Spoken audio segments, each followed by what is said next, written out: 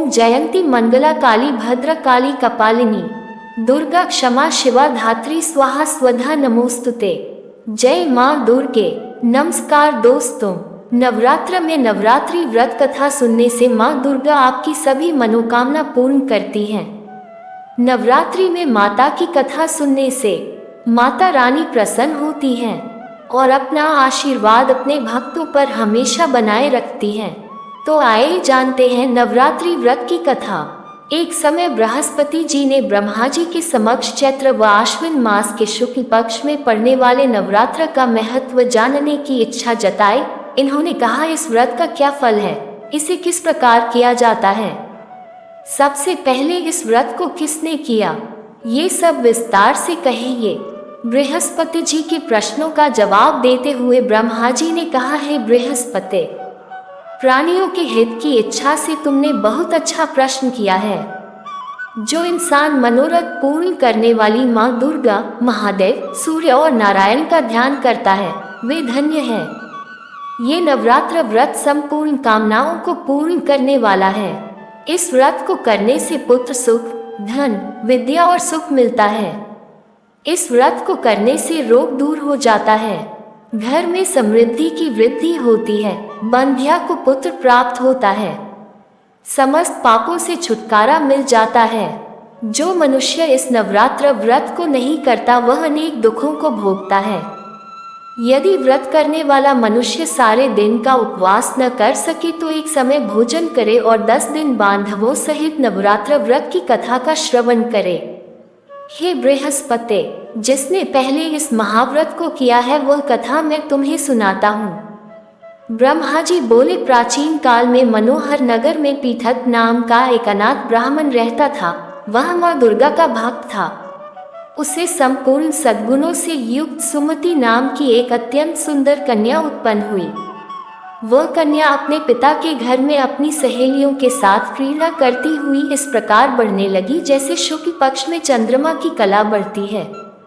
उसका पिता प्रतिदिन जब दुर्गा की पूजा करके होम किया करता, वह उस समय नियम से वहां उपस्थित रहती। एक दिन सुमति भगवती के पूजन में उपस्थित नहीं हुई। उसके पिता को पुत्री की ऐसी असावधानी देखकर क्रोध आया और वह पुत्री से कहने लगा, अरे दुष्ट पुत्री, आज तूने भगवती का पूजन नहीं किया, इस कारण मैं किसी कुष्ठ रोगी या दरिद्र मनुष्य के साथ तेरा विवाह करूंगा। पिता की बात सुनकर सुमति को बड़ा दुख हुआ और पिता से कहने लगी, हे पिता, मैं आपकी कन्या हूँ तथा सब तरह आपके अधीन हूँ, जैसी आपकी इच्छा हो वैसा ही करो। चाहे राजा से, चाहे कुष्ठी से, चाहे दरिद्र से, जिसके साथ चाहो मेरा विवाह करना चाहो कर दो, पर होगा वही जो मेरे भाग्य में लिखा है। क्योंकि कर्म करना मनुष्य के अधीन है पर फल देना ईश्वर के अधीन है।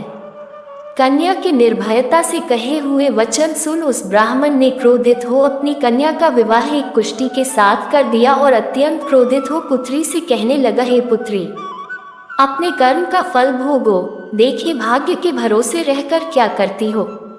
पिता के ऐसे कटु वचनों को सुन सुमति मन में विचार करने लगी, अहो, मेरा बड़ा दुर्भाग्य है जिससे मुझे ऐसा पति मिला। इस तरह अपने दुख का विचार करती हुई वह कन्या अपने पति के साथ वन में चली गई और डरावने कुशायुक्त उस निर्जन वन में उन्होंने वह रात बड़े कष्ट से व्यतीत की।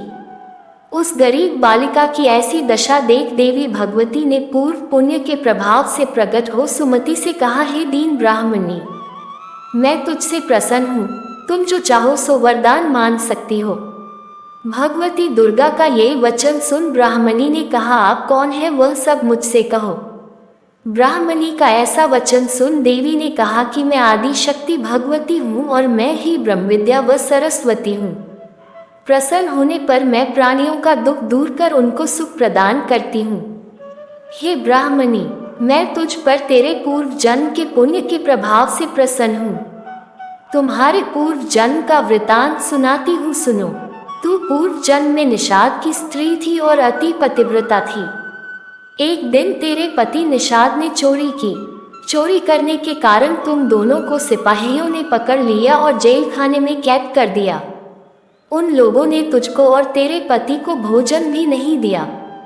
इस प्रकार नवरात्र के दिनों में तुमने न तो कुछ खाया और न जल ही पिया। इस प्रकार 9 दिन तक नवरात्र का व्रत हो गया।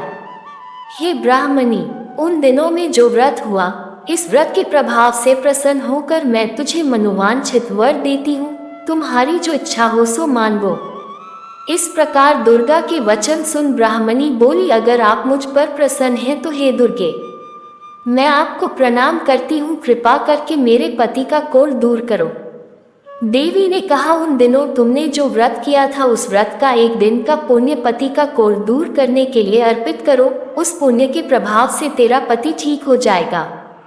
इस प्रकार देवी के वचन सुन वह ब्राह्मणी प्रसन्न हुई और पति को निरोग करने की इच्छा से जब उसने तथास्तु ठीक है ऐसा वचन कहा, तब उसके पति का शरीर भगवती दुर्गा की कृपा से कुष्ठ रोग से रहित हो गया। वह ब्राह्मणी पति को देख देवी की स्तुति करने लगी, हे दुर्गे, आप दुर्गति को दूर करने वाली, तीनों लोकों का संताप हरने वाली, समस्त दुखों को दूर करने वाली, रोगी मनुष्य को निरोग करने वाली, प्रसन्न हो मनोवांछित वर देने वाली और दुष्टों का नाश करने वाली जगत की माता हो। हे अम्बे, मुझ निरपराध अबला को मेरे पिता ने कुष्ठी मनुष्य के साथ विवाह कर घर से निकाल दिया। पिता से तिरस्कृत निर्जन वन में विचर रही हूँ। आपने मेरा इस विपदा से उद्धार किया है। हे देवी, आपको प्रणाम करती हूँ, मेरी रक्षा करो। उस ब्राह्मणी की ऐसी स्तुति सुन देवी बहुत प्रसन्न हुई और ब्राह्मणी से कहा, हे ब्राह्मणी, तेरे उदाले नामक अति बुद्धिमान, धनवान, कीर्तिवान पुत्र शीघ्र उत्पन्न होगा। ऐसा वर देकर देवी ने ब्राह्मणी से फिर कहा कि और जो कुछ तेरी इच्छा है वह मांग ले। सुमति ने कहा कि हे भगवती दुर्गे, अगर आप मुझ पर प्रसन्न हैं तो कृपा मुझे नवरात्र व्रत की विधि का विस्तार से वर्णन करें। ब्राह्मणी के वचन सुन मां दुर्गा ने कहा, हे ब्राह्मणी, मैं तुम्हें संपूर्ण पापों को दूर करने वाले नवरात्र व्रत की विधि बतलाती हूँ। चैत्र मास के शुक्ल पक्ष की प्रतिपदा से लेकर 9 दिन तक व्रत करें। यदि दिन भर का व्रत न कर सके तो एक समय भोजन करें। शुभ मुहूर्त में घट स्थापन करें और वाटिका बनाकर उसको प्रतिदिन जल से सींचें। महाकाली, महालक्ष्मी और महासरस्वती की मूर्तियां स्थापित कर उनकी विधि सहित पूजा करें। बिजौरा के फल से अर्घ्य देने से रूप की प्राप्ति होती है। जायफल से अर्घ्य देने पर कीर्ति, दाख से कार्य की सिद्धि होती है, आंवले से सुख की प्राप्ति और केले से अर्घ्य देने से आभूषणों की प्राप्ति होती है। इस प्रकार पुष्पों व फलों से अर्घ्य देकर व्रत समाप्त होने पर 9वें दिन विधि विधान हवन करें। खांड, घी, गेहूं, शहद, जौ, तिल, बिल, बेल, नारियल, दाख और कदम जैसी विभिन्न सामग्रियों से हवन करें। आंवले से कीर्ति की और केले से पुत्र की, कमल से राज सम्मान की और दाखों से संपदा की प्राप्ति होती है। खांड, घी, नारियल, शहद, जौ और तिल तथा फलों से होम करने से मनोवांछित वस्तु की प्राप्ति होती है। व्रत करने वाला मनुष्य इस विधि विधान से होम कर आचार्य को अत्यंत नम्रता के साथ प्रणाम करे और यज्ञ की सिद्धि के लिए उसे दक्षिणा दे। इस प्रकार बताई हुई विधि के अनुसार जो व्यक्ति व्रत करता है उसके सब मनोरथ सिद्ध होते हैं, इसमें तनिक भी संदेह नहीं है। इन 9 दिनों में जो कुछ दान आदि दिया जाता है उसका करोड़ों गुना फल मिलता है। इस नवरात्र व्रत करने से अश्वमेध यज्ञ का फल मिलता है। हे ब्राह्मणी, इस संपूर्ण कामनाओं को पूर्ण करने वाले उत्तम व्रत को तीर्थ, मंदिर अथवा घर में विधि के अनुसार करें। ब्रह्मा जी बोले, बृहस्पति जी से बोले। इस प्रकार ब्राह्मणी को नवरात्रि व्रत विधि बताकर देवी अंतर्ध्यान हो गई।